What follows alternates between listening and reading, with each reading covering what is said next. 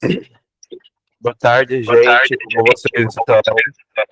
Bem-vindos a mais um encontro do Grupo de Estudos Humanistas. Hoje nós vamos dar continuação à nossa discussão do livro Pele Negra. Guilherme, repete que ficou bem. Boa tarde, gente. Como vocês estão? Sejam muito bem-vindos a mais um encontro do nosso Grupo de Estudos Humanistas. Hoje nós vamos dar continuação à nossa discussão do livro Pele Negra, Máscaras Brancas. E vamos discutir hoje o capítulo 2, A Mulher de Cor e o Branco, com a facilitação da magistral Ana Beatriz. Fique à vontade, tá, Ana?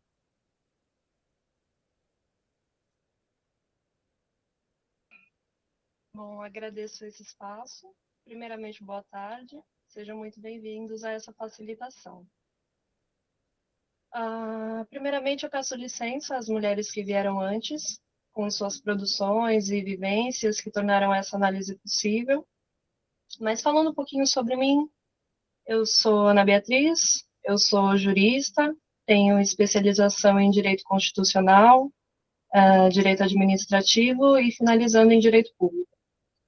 Eu atuo como intérprete judicial em tribunais, sou pesquisadora independente e também participo de alguns outros projetos ligados à organização documental e tudo mais.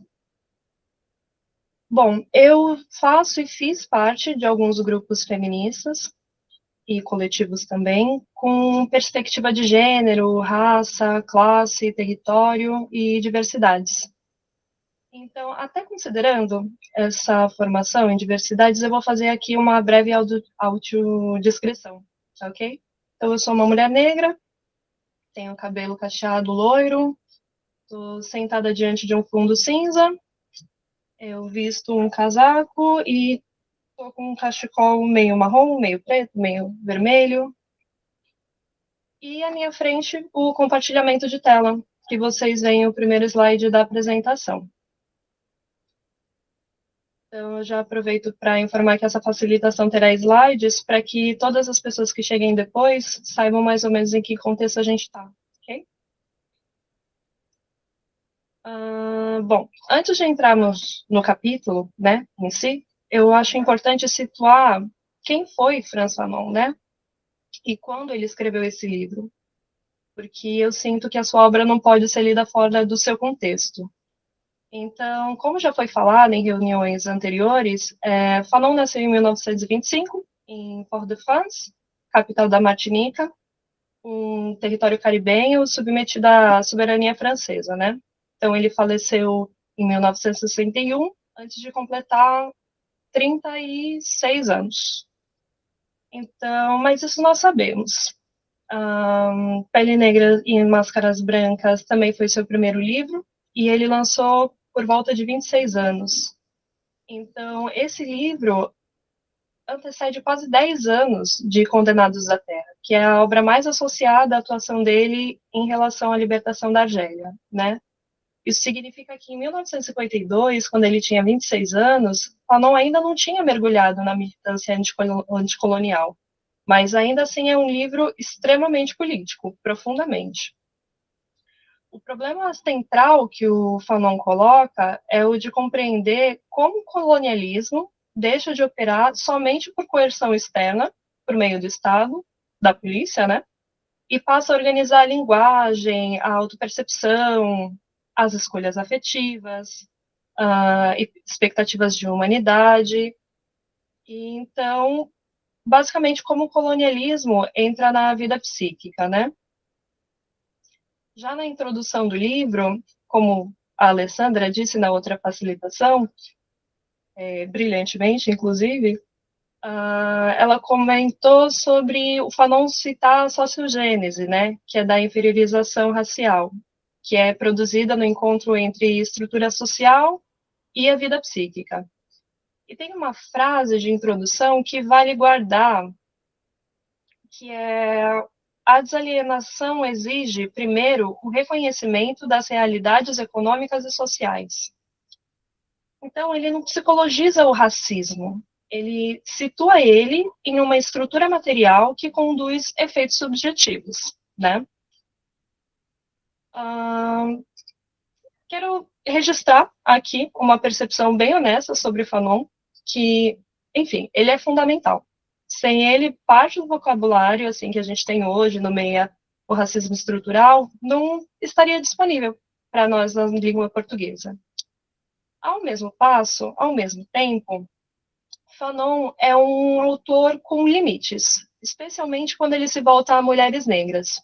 Então, aqui eu não pretendo engrandecê-lo a ponto de torná-lo intocável e nem reduzir o que ele construiu. Então, na real, eu estou aqui para propor uma leitura crítica, né, que possa reconhecer as potências da obra e nomear também as ausências que ela produz. Eu acho muito interessante pensar Fanon como um homem do seu tempo, porque é um autor que consegue permanecer profundamente contemporâneo em muitas das nossas indagações assim sobre raça, classe, gênero, produção de conhecimento. E eu venho pesquisando essas questões em que essa atualidade do Fanon aparece com tanta força. Principalmente quando a gente pensa a questão racial, né, dentro da academia, na produção literária, científica, e na dificuldade também, muitas vezes, que existe para determinados saberes e perspectivas serem reconhecidos, assim, com devido respeito. Imagino que eu não esteja falando de uma realidade muito distante aqui do que muitas pessoas já vivenciaram ou observaram, né? Ao mesmo tempo, eu percebo que esse grupo ele é bastante diverso. Nós estamos aqui, né, com pessoas de diferentes áreas, se reunindo para conversar sobre esse mesmo autor, e para mim isso é muito significativo. Porque o Fanon, ele também nos provoca a pensar além de uma única disciplina, né? Além de uma única linguagem ou de um único campo de saber. E estar aqui hoje, partilhando essas reflexões com vocês, também é uma forma de perceber quantas perspectivas diferentes podem surgir a partir dessa mesma obra. Por isso eu pensei assim, em trazer uma abordagem mais multidisciplinar, que dialogue, bom, com aquilo que o próprio livro provoca, né? Essas reflexões que nos atravessam. Então, para entrar no capítulo 2, é importante relembrar um pouco do capítulo 1, porque há uma continuidade da estrutura de todo o livro, né? O capítulo 1, ele se chama O Negro e a Linguagem. E nele, o Fanon vai mostrar que falar uma língua não é só dominar o vocabulário e a sintaxe, né? É sobre assumir um mundo cultural, um mundo simbólico, hierárquico, que está sendo inventado nele. Então, dominar o francês metropolitano vai significar aproximar-se do padrão de humanidade definido pela França colonial. Então, quanto mais distante do crioulo, maior a expectativa de ser visto como alguém de elevado conhecimento, de elevada posição social. Então, a língua aqui francesa, ela vai aparecer como uma promessa de transformação social e subjetiva. E aí, veja, né? O antiliano que vai à metrópole e volta falando de uma maneira afetadamente francesa, vai alterar o seu corpo, o seu modo de ocupar o espaço e, portanto, a sua relação com outros martinicanos. Então, a língua, ela não é somente uma aquisição cultural, ela é a tentativa de fuga de uma posição inferior. E é exatamente esse ponto que o capítulo 2 dá continuidade no argumento. Então, se no capítulo 1 a brancura era buscada pela fala, pela cultura e pelos códigos metropolitanos, no capítulo 2 ela vai ser procurada por outro caminho, que é aquele do amor, do casamento, da sexualidade, da filiação, da inserção em círculos brancos. Então, ali, a língua e o desejo elas vão operar, para Fanon, como dispositivos distintos de uma mesma formação colonial.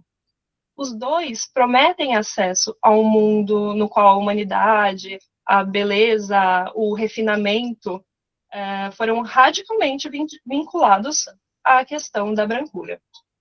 Em outras palavras, bom, a passagem do capítulo 1 para o capítulo 2 revela a arquitetura do próprio livro. Deixa eu verificar aqui. Pronto, agora sim. Então, vamos lá. Quando Fanon desloca a investigação das performances públicas da assimilação para intimidade nesse momento, né? Então, o colonialismo, ele nos diz que não é apenas um regime de governo, nem um sistema econômico. Ele é também uma organização afetiva do possível. Então, no capítulo 2, a mulher de cor e o branco, ele vai investigar como a relação entre as mulheres racializadas e homens brancos em contextos coloniais francófonos, né? Isso é Martinica, o Maior de São Luís, no Senegal, que é da personagem Nini. Então, a pergunta aqui não é se a mulher negra pode amar um homem branco. A pergunta, ela é outra. Ela está basicamente na abertura do capítulo, quando ele fala em que medida, e aí eu cito, né? Em que medida o amor autêntico seguirá impossível enquanto não forem rechaçados o sentimento de inferioridade e a supercompensação que parecem ser indicadores da visão de mundo negro colonizado. Então aqui eu vou reformular, assim, umas palavras mais cotidianas. A pergunta é: pode existir amor verdadeiro entre uma mulher negra e um homem branco quando estão em uma sociedade colonial, quando ela busca nele não apenas uma pessoa amada, mas também uma entrada simbólica no universo da brancura? Então, essa pergunta, ela vai importar porque ela desloca a discussão do julgamento moral individual, porque o Fanon, ele não está perguntando se Mayotte é uma pessoa boa ou se Nini é uma mulher rasa. Ele está perguntando o que acontece com o amor numa sociedade em que a brancura concentra a beleza, a dignidade e o respeito. Então, em uma sociedade assim, o vínculo amoroso com o homem branco, ele pode representar para uma mulher racializada, e aí eu reafirmo aqui, racializada, uma tentativa de aproximação com qualidades socialmente monopolizadas pela brancura. E essa é a estrutura, né, que não as pessoas isoladamente, que o Fanon coloca em análise.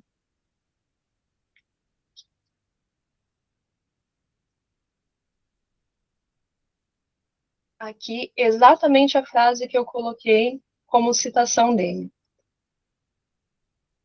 Então, aqui o Fanon, ele vai abrir o capítulo afirmando a crença na possibilidade do amor, né? Aí ele afirma assim: cremos na possibilidade do amor, por isso nos esforçamos para detectar suas imperfeições e suas perversões.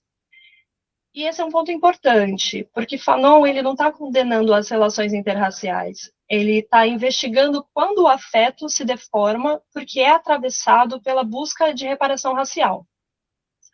Então, logo no início do capítulo, ele vai descrever o ser amado como aquele que trabalhará na assunção da minha virilidade. Ou seja, a estrutura universal que o Fanon pretende construir, ela parte do começo de uma experiência masculina.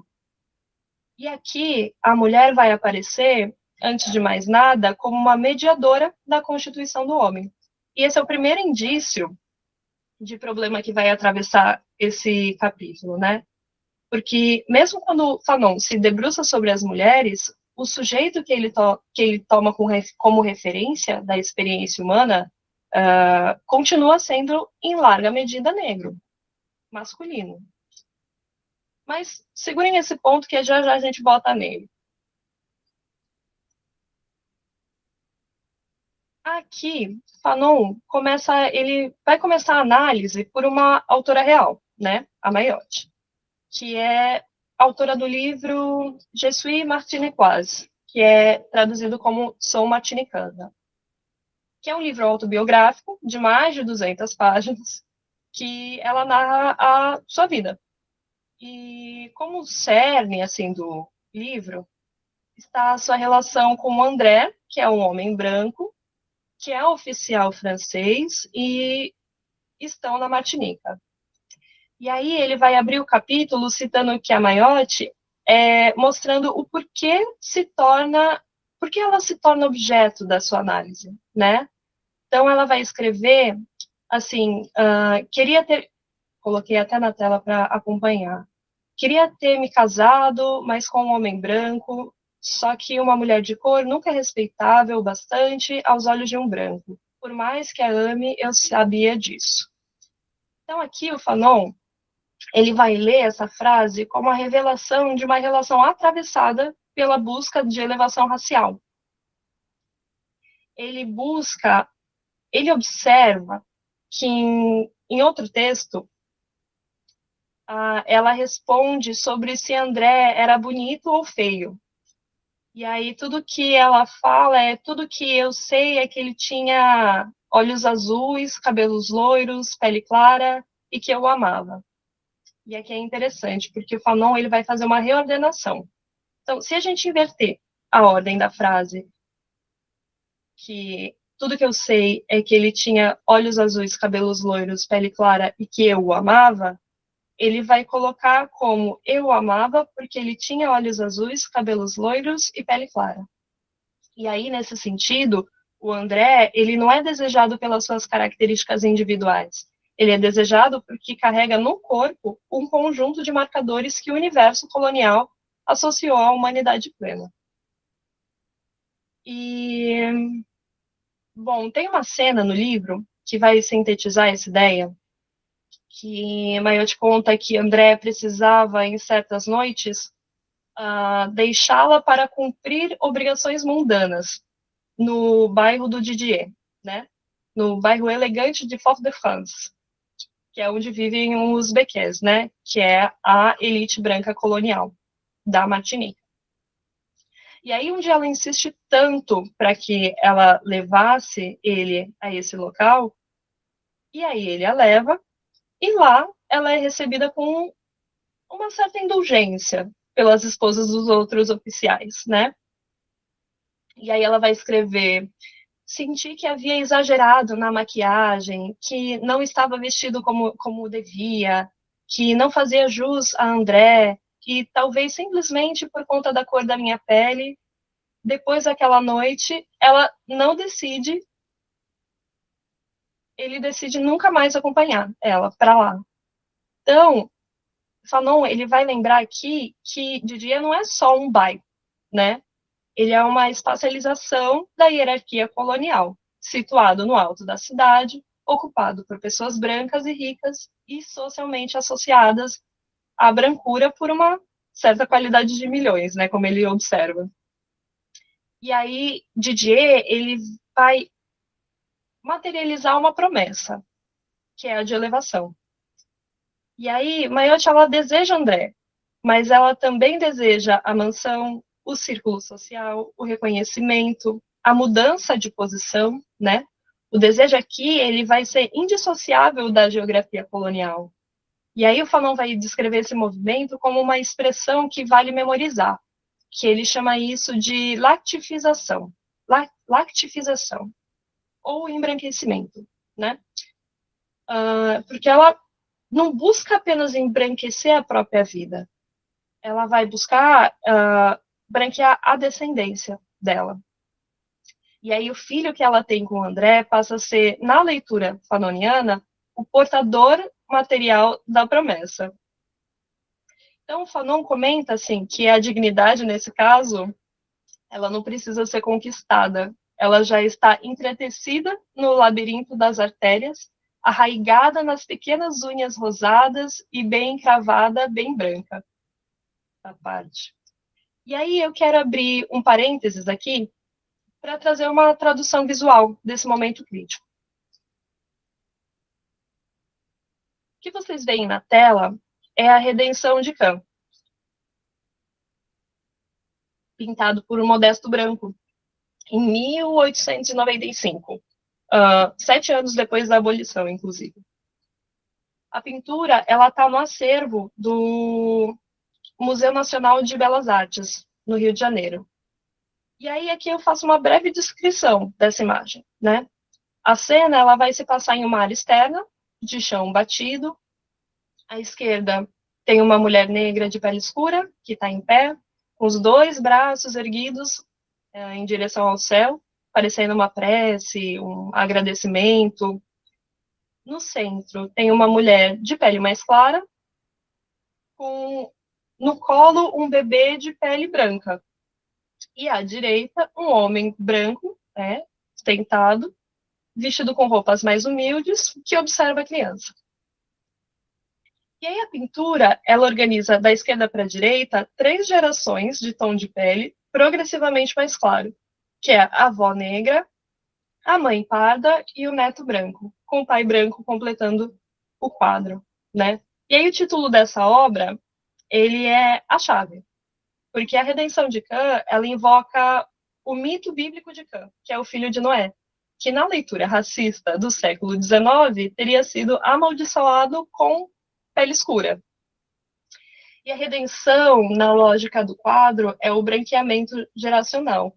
Então, a avó negra ergue as mãos em gratidão, porque a sua linhagem teria sido salva da questão da cor. E, bom, o que essa tela nos permite ver é que a lactificação que o Fanon descreve em 1952, no Caribe, não foi só uma metáfora literária, né, de um martinicano sensível.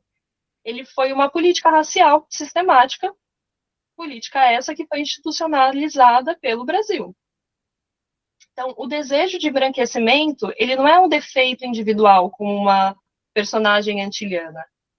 É efeito de um projeto que atravessou o Atlântico. E aí, eu quero registrar aqui com vocês um primeiro tensionamento. A análise do Fanon, ela alcança um núcleo verdadeiro da ordem colonial. Então, ele percebe que o desejo de Mayotte não nasce no vazio. Ela vive em um mundo em que a própria respeitabilidade feminina, né, é racializada. Mas tem um ponto em que a escrita do Fanon não é generosa com Mayotte, que é exatamente a desqualificação dela. Então, ele vai chamar o seu livro de obra barata, apologia de um comportamento doentio. Ele basicamente desloca a violência do sistema para a suposta insuficiência psíquica da mulher que tenta sobreviver nele.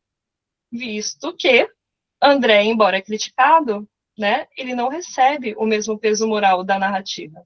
E esse desequilíbrio vai ser exatamente o que as autoras negras que vão denunciar depois quando a gente voltar nesse capítulo como uma análise crítica. No momento seguinte, da Martinica para São Luís, né, no Senegal, ele vai trazer o romance do senegalês Sade, né, que é a personagem Nini, descrita como mulata. E nesse momento, é importante registrar, e eu vou voltar com essa palavra ao final, que a gente está diante de uma categoria colonial classificatória. Então, esse uso de termo, apenas em fidelidade ao texto que estamos lendo, ele vai carregar uma história de objetificação, que precisa permanecer problematizada, né? Então, enquanto Mayotte busca ascender pelo vínculo com o André, Nini vai operar o movimento oposto. Ela rejeita um pretendente negro chamado Mactar, que é descrito como um jovem bacharel, contador, instruído, idealista, que vai escrever uma carta de amor para Nini. Uma carta humilde, no qual, inclusive, ele pede desculpas pela liberdade tomada de escrever. E a reação de Nini e do círculo em torno dela é desproporcional. Então, ela vai considerar a carta uma espécie de insulto, como uma violação de fronteira. E aí o Fanon ele vai fazer uma observação que é fundamental nesse ponto, que a rejeição ela não permanece na esfera íntima. Quando a Nini e o círculo dela cogita denunciar ele para a justiça e fazê-lo comparecer à corte penal, escrever ao chefe do departamento de obras públicas, para o governador da colônia, para conseguir a demissão dele, como se fosse uma espécie de reparação pelo dano moral causado. E se ele insistir que teria um corretivo do chefe de polícia. Então, esse momento, ele é teoricamente precioso porque ele revela com uma nitidez, assim, incomum, que as relações afetivas em contextos coloniais são reguladas por poder institucional. Então, o desejo negro dirigido a uma mulher considerada quase branca passa a ser tratado como se fosse uma ofensa, que inclusive pode mobilizar polícia, governo colonial, penalização administrativa. Então, a intimidade, ela não vai estar fora do Estado, ela vai estar sendo vigiada por ela. E aí o movimento inverso aparece quando uma mulher racializada, Didi, né, no romance, ela vai ser pedida em casamento por um europeu branco, que é o senhor Darrivé. Então, nessa notícia, Sade vai colocar como se fosse mais cativante do que todas as promessas do mundo. Então, existe uma espécie de celebração coletiva. E aí ele vai comentar que de um dia para o outro, a mulata passou da categoria dos escravos para a dos senhores. Então, casar-se com o branco, na leitura fanoniana, não representa apenas uma união amorosa. Ela representa o reconhecimento, a elevação familiar, a confirmação de que a proximidade com a brancura pode ser convertida em status social. Então, é como se fosse um rito de passagem racial. Bom, sobre essas duas análises, Maiotti e Nini, né? Fanon ele vai fazer um movimento que vale a pena acompanhar assim com cuidado. Porque, veja, ele afirma que se trate de Maiotti, martinicana, quer se trate de Nini, da Louisiana, o mesmo processo se verifica, que é um processo bilateral, uma tentativa de resgate por uma internalização de valores originalmente proibidos.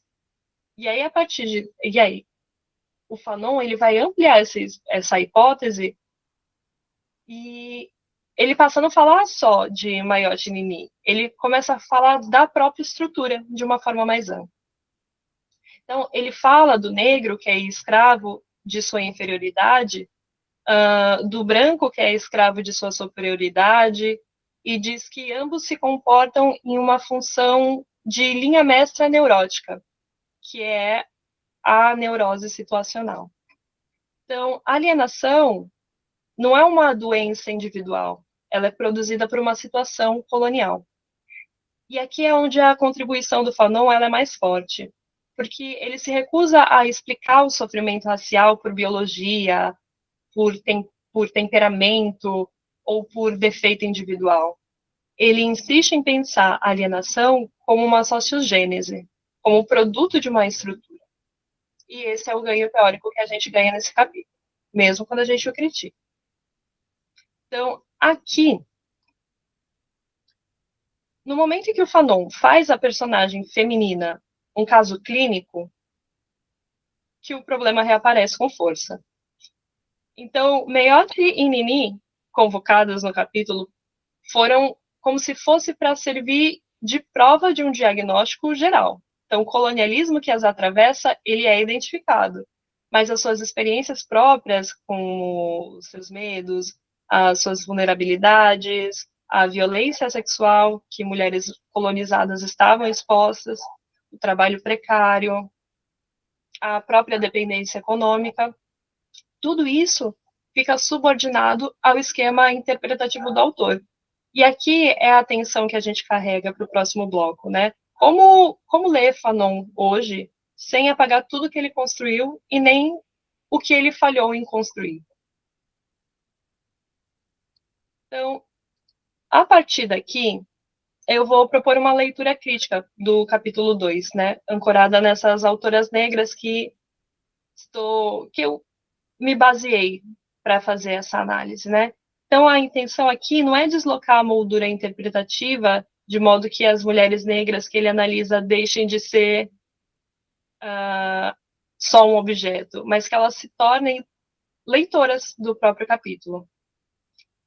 Então, a Grada Quilomba, que inclusive escreve a introdução do seu livro, ela reconhece que o Fanon forneceu, e aí palavra dela, uma linguagem para nomear o racismo, a ausência e a branquitude. E aí ela identifica um limite estrutural desse momento dessa obra, né? Então, o sujeito negro de Fanon, ele vai aparecer predominantemente como masculino, e a mulher negra como uma condição ontológica instável. Então, ela não está plenamente incorporada ao horizonte da humanidade que Fanon pretende libertar.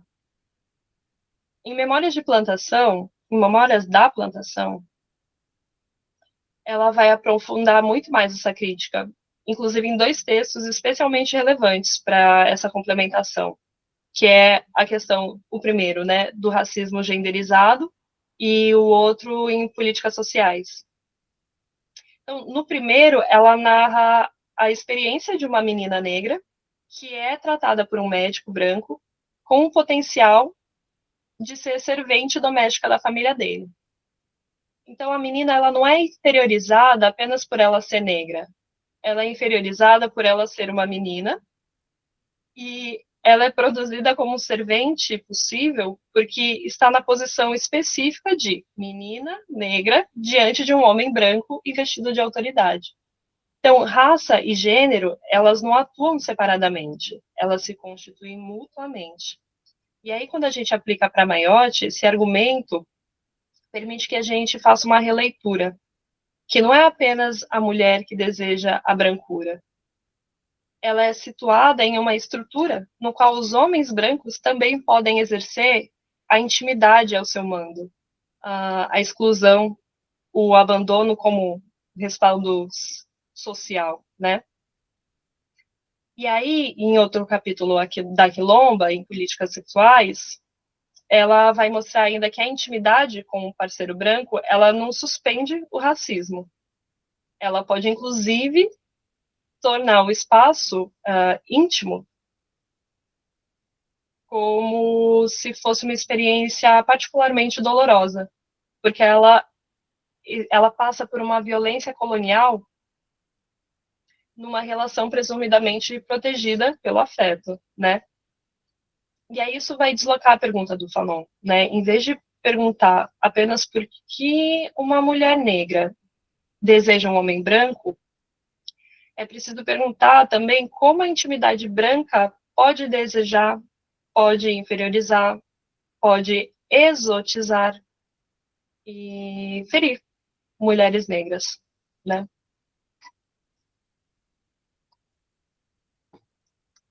Aqui eu trouxe mais 2 autoras que eu considero bastante importantes para esse contexto. Com Lélia, naquele texto A Mulher Negra na Sociedade Brasileira, ela vai interpretar a condição da mulher negra a partir da escravidão e da violência sexual estrutural. Vai tratar também da questão da divisão racial e sexual do trabalho, da permanência de posições subalternizadas no capitalismo dependente brasileiro, né? Então, a contribuição dela para essa nossa leitura é o seguinte: ela não separa o desejo, o trabalho e a estrutura social. Veja, Maiotti, ela trabalha como uma lavadeira. E aí o Fanon vai registrar esse trabalho e percebe o simbolismo do branco, das roupas que ela emprega, né, da brancura das roupas, mas ele não desenvolve a relação entre trabalho feminino racializado, a dependência econômica, a vulnerabilidade, a violência dessa busca de pertencimento. Então, a partir daí, a Gonzalez vai aproximar no sentido de que a brancura ela não vai poder ser lida como uma negação subjetiva do próprio ser, da própria cor. Ela vai precisar ser examinada como se fosse uma resposta produzida em um mundo que distribui trabalho, renda, segurança, reconhecimento por hierarquias raciais e que são simultaneamente sexualizadas e silenciadas por essas figuras, tal qual mulata, né, da doméstica, da mãe preta. E ela cita inclusive Fanon nesse momento do livro, né, que ela trata sobre a questão de identificação do dominado com o dominador. E aí isso vai deslocar novamente a pergunta do Fanon, que não basta a gente diagnosticar a alienação da mulher negra, porque é necessário a gente interrogar o mito da democracia racial e o lugar específico, inclusive, que reserva a essas mulheres. Ao seu lado, pensei em Angela Davis. Mas vamos lá. O contexto principal dela é a experiência histórica dos Estados Unidos, né? Então, essas categorias elas não podem ser transferidas mecanicamente para a Martinica ou para o Senegal, mas ela produz uma análise que é possível perceber essas dimensões que o Fanon subestima, né? No primeiro capítulo de Mulheres, Raça e Classe, ela vai criticar as interpretações das mulheres negras escravizadas a partir dos mitos sobre promiscuidade ou do matriarcado, que vai ignorar o papel como trabalhadora, como mãe, como pessoa submetida a uma violência sexual e sujeito de resistência, né? Então, para Davis aqui, a exploração do trabalho e a violência sexual, elas não são esferas separadas. A mulher negra, ela podia ser tratada como uma força de trabalho, quando isso favorecia o lucro, e reduzida à condição sexualmente vulnerável, quando reforça a dominação. Então, quando a gente pensa na Maiotti, essa análise muda a pergunta, porque não se trata apenas de saber o porquê ela deseja o André, mas de investigar que a estrutura permite ao homem branco mantê-la nessa intimidade sem integrá-la socialmente, engravidá-la e conservar esse lugar para si como um lugar superior. E aí a Angela Davis ela traz uma contribuição que é sobre definir mulheres negras como agentes e não como se fosse um sintoma. E aí, assim, é um livro denso, demanda coragem de passar. Porque no capítulo sobre o estupro, o racismo e o mito do estuprador negro, ela vai demonstrar que a sexualidade e a violência racial são politicamente organizadas por narrativas que protegem os homens brancos e criminalizam os homens negros. E esse último ponto, inclusive, conversa diretamente com a cena do Mactar, no romance de Sade, que a gente comentou agora há pouco, que a polícia ameaça Mactar porque a fronteira racial está sendo desafiada por um homem negro e não por um homem branco.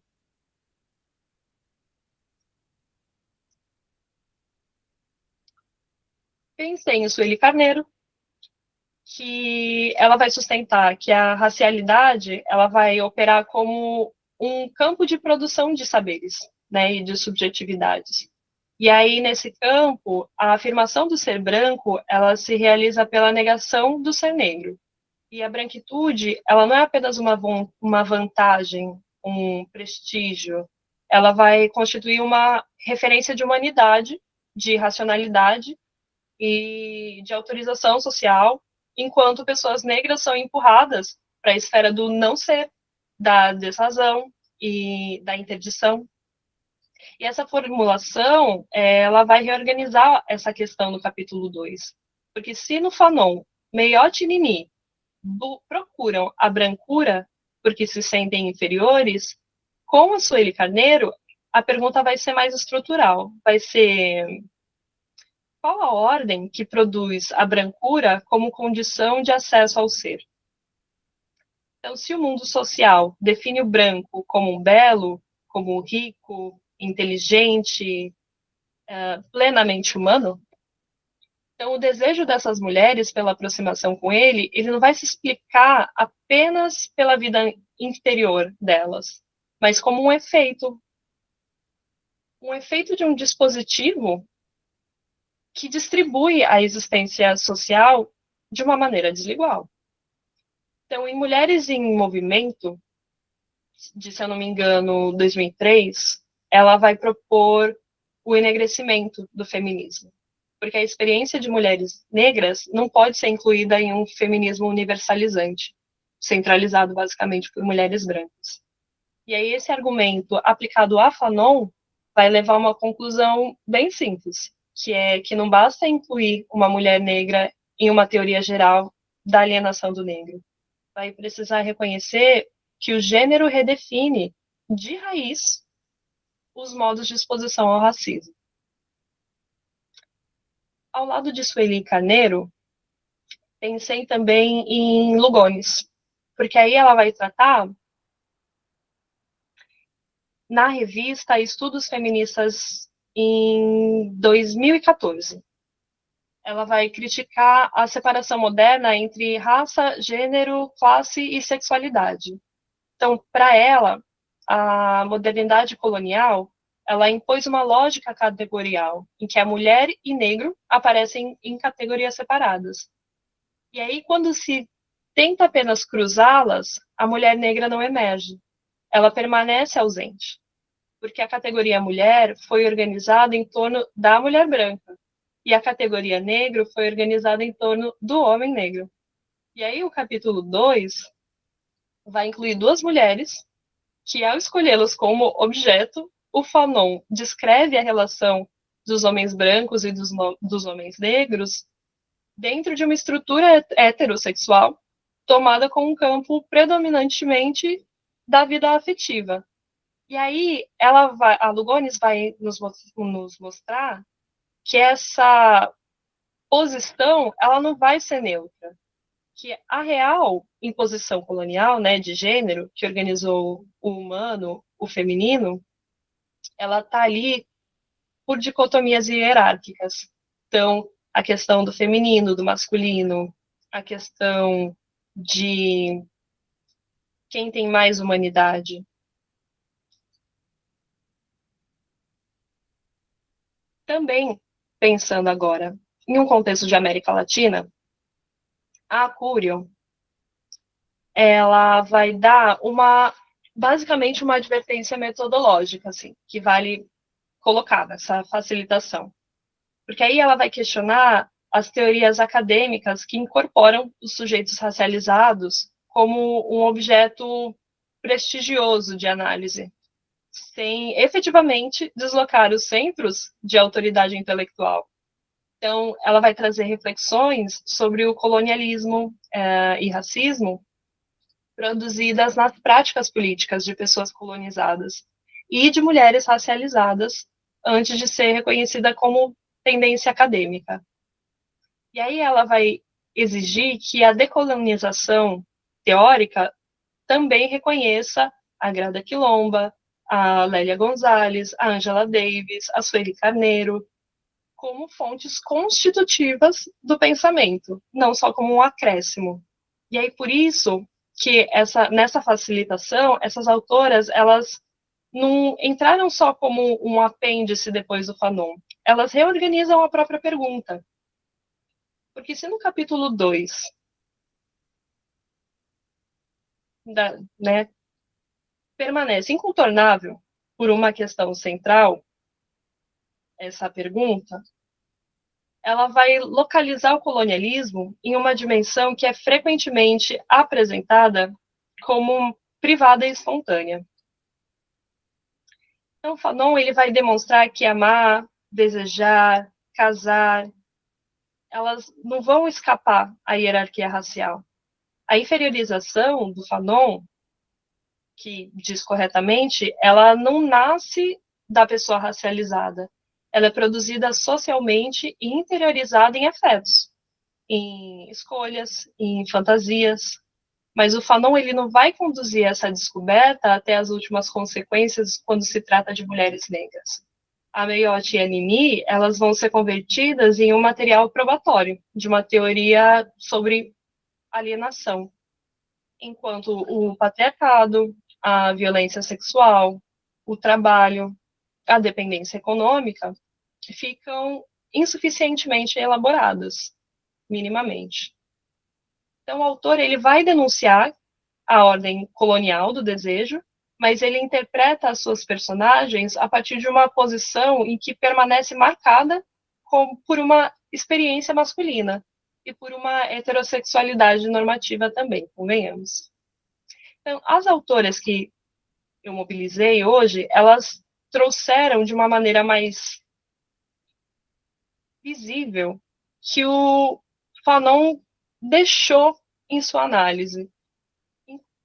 E aí, quando a Quilomba evidencia essa ausência ontológica da mulher negra, na questão da universalidade fanoniana, a Lélia vai restituir a mulher negra na localização histórica, né, política, afro-latino-americana.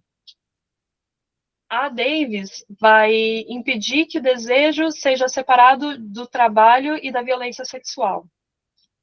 A Sueli vai demonstrar, né, que a branquitude organiza o próprio acesso ao ser. A Lugones vai mostrar que o gênero e a sexualidade eles são constitutivos de colonialidade e que essa leitura não são somente acessórios, mas produções políticas e intelectuais de mulheres racializadas. Então, a pergunta que o capítulo deixa aberta é uma das mais importantes que ela produz. Então, como amar em um mundo que hierarquiza os corpos antes do encontro? E aí a resposta contemporânea não pode se limitar ao diagnóstico da mulher que deseja a brancura. Ela precisa enfrentar o sistema que torna esse desejo inteligível, como se fosse um premiado, muitas vezes ligados à questão da sobrevivência social, né? Então, quando Fanon abre essa ferida teórica, essas autoras, elas recusam que essa ferida continue sendo examinada sem a voz das mulheres negras que nela sangram, né? Elaboram e resistem. Daí, segue-se o livro.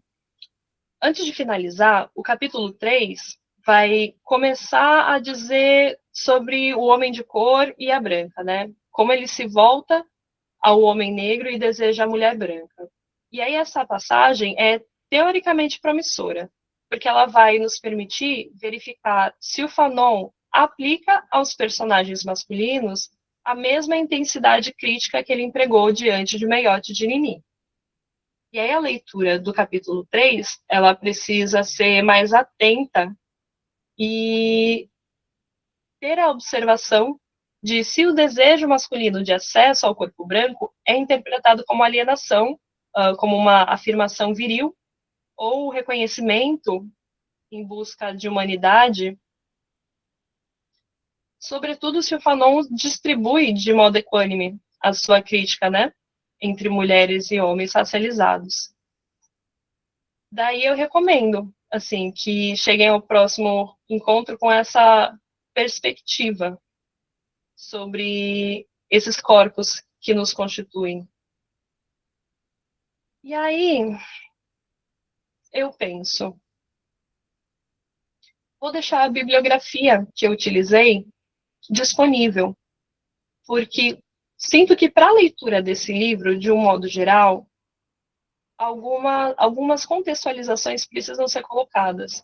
Porque Fanon, para além de não ser um escritor de uma única linguagem, ele vai contextualizar hoje, na contemporaneidade, de uma maneira que é necessário entender Fanon por várias outras perspectivas e outras perspectivas também por Fanon.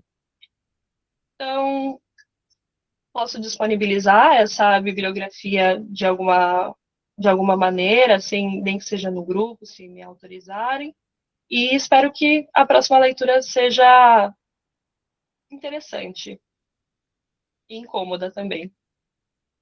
Então, eu agradeço esse espaço disponibilizado.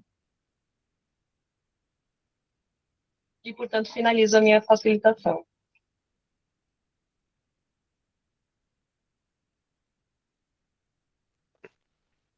Bom, muito obrigado, Ana Muito obrigado, Ana Beatriz, pela sua facilitação magistral. Gostei bastante. Acho que você fez muito jus às lacunas que o Fanon deixa nesse capítulo, que para mim sempre foram gritantes, né? Como que alguém fala sobre a relação entre uma mulher negra e um homem branco sem tocar no assunto da violência sexual, para mim é algo que realmente passou muito batido, né? Eu acho que como você começa a sua apresentação diz bastante, no homem do tempo dele. Ele considerou o que era questões dentro do ciclo histórico dele, né? E você conseguiu atualizar isso com uma crítica muito bem feita, assim, que eu gostei bastante. Muito obrigado, tá? E que seja aberta as discussões, gente. Compartilhe seus afetos, o que vocês acharam dessa leitura, como que elas tocaram você. Sintam-se à vontade.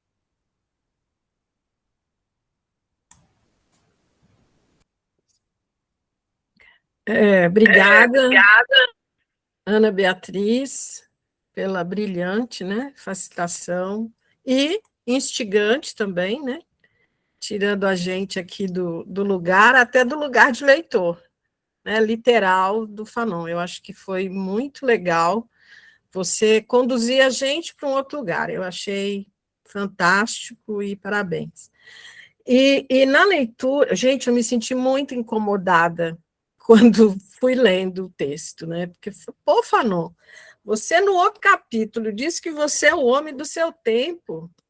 Você pega o romance, que é um romance semi-autobiográfico, e não considera esse contexto social que esta mulher vive, né?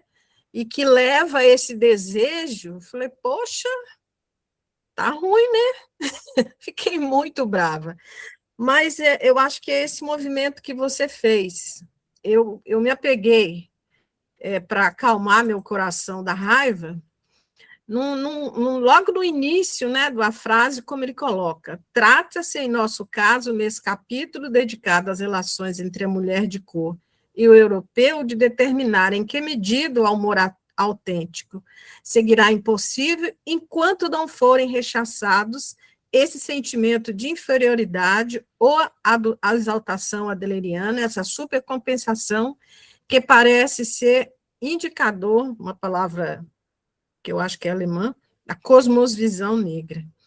Então, eu sempre que, quer dizer, no final eu voltei nesse primeiro momento e acalmei um pouco a raiva.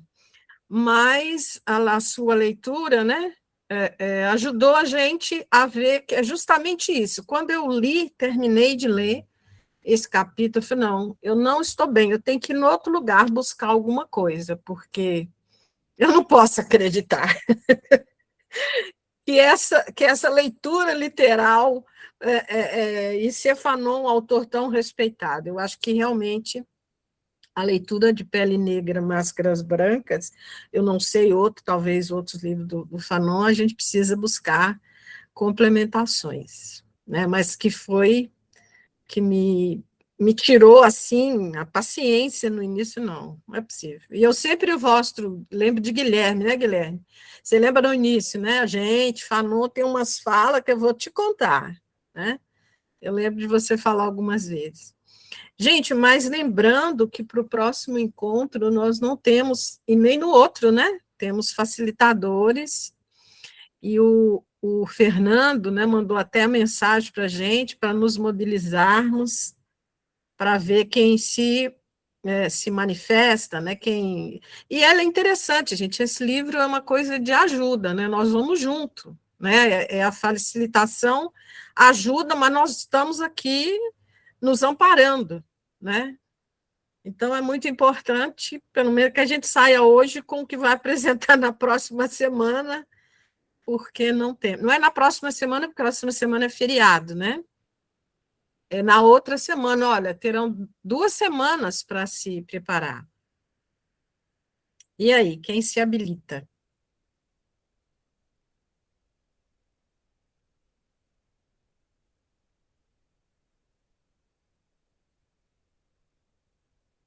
Quero nome, gente, quero nomes.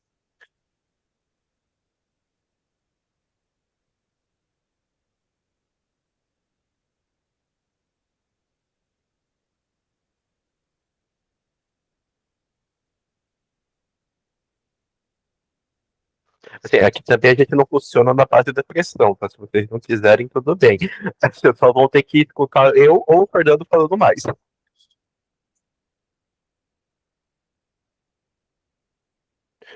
Mas eu sinto que a Ana quer falar alguma coisa. A gente fica interrompendo ela.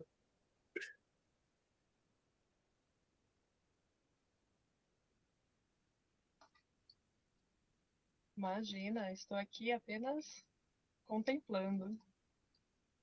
Estou achando apenas engraçado a nossa disputa pelo tema.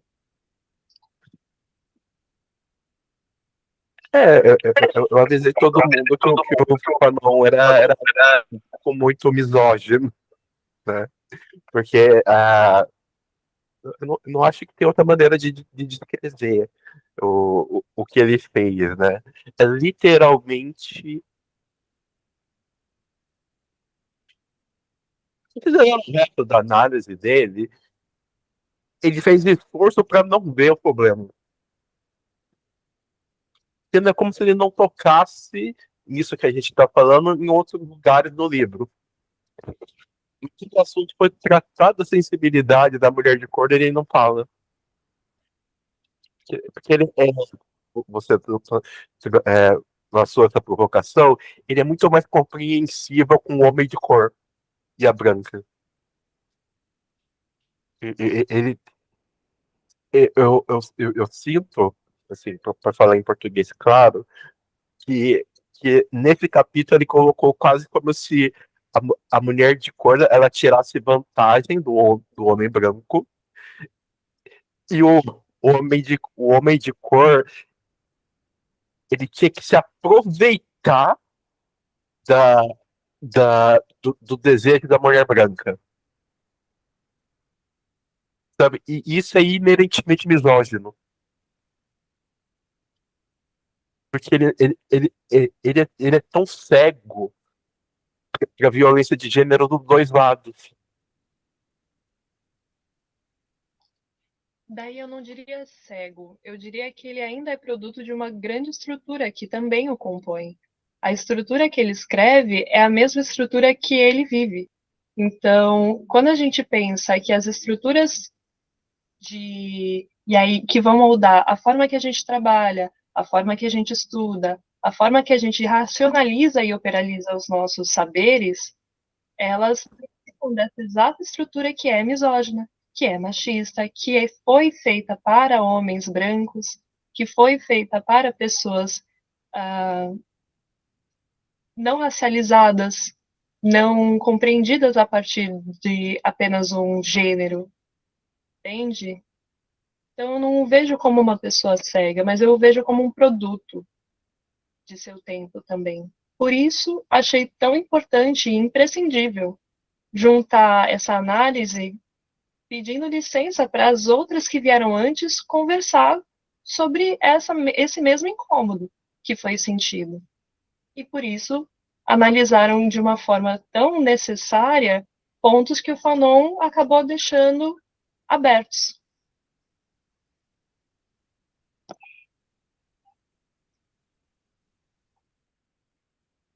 Felipe, sinta-se à vontade. Minha internet tá meio ruim, por isso que tava desligada a minha câmera. Se travar, vocês me avisam, por favor.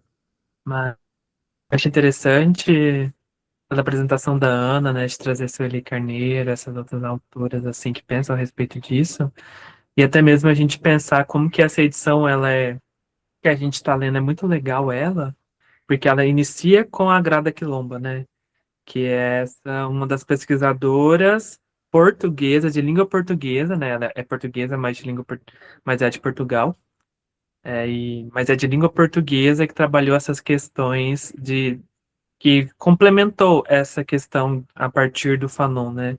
E aqui no Brasil temos a Sueli Carneiro, que é contemporânea, e tem duas autoras que trabalharam muito bem isso na década de 80, que é a Lélia Gonzalez e a Neuza de Santos Souza, a partir da psicanálise, né? Que é meu campo de pesquisa, psicanálise, então eu conheço melhor elas. Existem outras, como a Ana veio trazendo na apresentação dela, né? Mas a parte da sociologia, das ciências sociais, né? Mas a minha área, que é mais a psicanálise, conheço essas duas.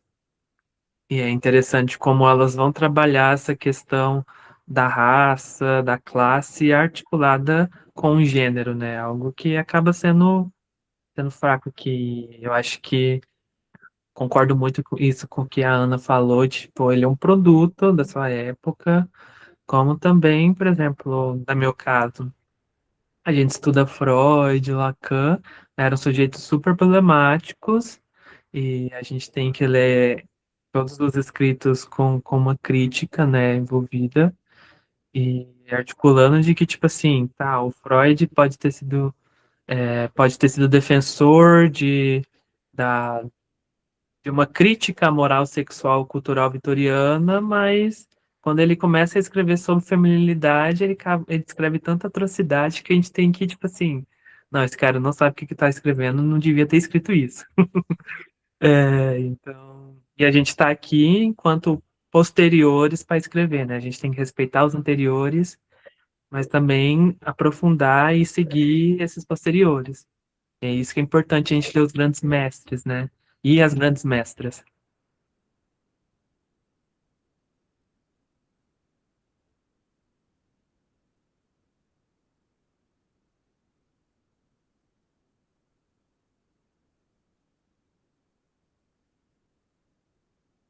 E eu até apoio a gente ler futuramente uma Sueli Carneiro aí, porque eu acho que eu me interessei bastante por ela. Eu não a conheço muito bem, assim, mas do jeito que ela foi transmitindo um pouco, acho que eu super apoiaria.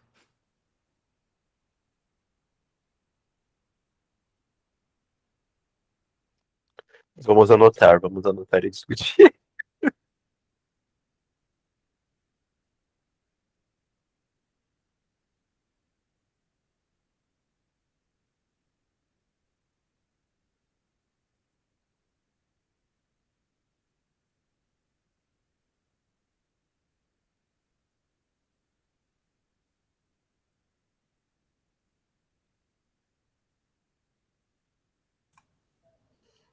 Alguma partilha além, gente? Alguém se interessou, ficou motivadíssimo aí para o próximo encontro?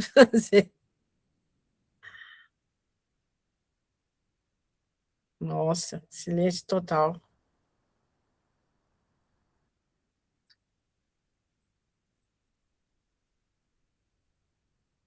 Guilherme, então nós já podemos caminhar para a finalização? Bom, gente, é o silêncio dos inocentes mesmo. É. Bom, novamente gostaria de agradecer muito a partilha da Ana Beatriz, né? Eu ia mencionar uma coisa. Mas é muito interessante ver pessoas de outros campos falando, sabe? Porque eu senti uma vibe bem diferente na apresentação de que uma psicóloga faria, ou um psicólogo faria, sabe? Que geralmente é o que aparece aqui pra gente. E foi percebido na maneira que você articulou todos os seus pontos. Assim, eu gostei bastante, vou aprender. Me senti muito enriquecido não apenas pelo conteúdo, mas pela forma dele, sabe? Gente, se vocês não tiverem mais nada que gostariam de falar sobre algum aspecto, como essa leitura se tocou, a gente pode acabar por aqui. Agradeço muito a presença de vocês. Lembrando que semana que vem nós não vamos nos encontrar porque nós somos colonizados e é feriado de Corpus Christi. A gente só vai se encontrar novamente agora no dia 11 de junho. onde a gente vai descobrir quem que vai facilitar o capítulo 3 do Homer de Coreia Branca. Ô, Guilherme, pode me colocar, tá? A Yara vai ser quem vai facilitar o capítulo Homer de Coreia Branca. Isso. Inclusive, me disponibilizo caso você queira fazer alguma troca durante esse processo de análise. Aceito. Contra uma parceira. E me disponibilizo também para os demais que, caso não se sintam confortáveis para conversar hoje nesse momento, mas alguma dúvida surja sobre alguma autora, sobre algum ponto que foi dito, pode me mandar uma mensagem direta. A gente pode trabalhar junto essas inquietações. Aproveitem a oportunidade, gente. Nunca perde a oportunidade de conversar.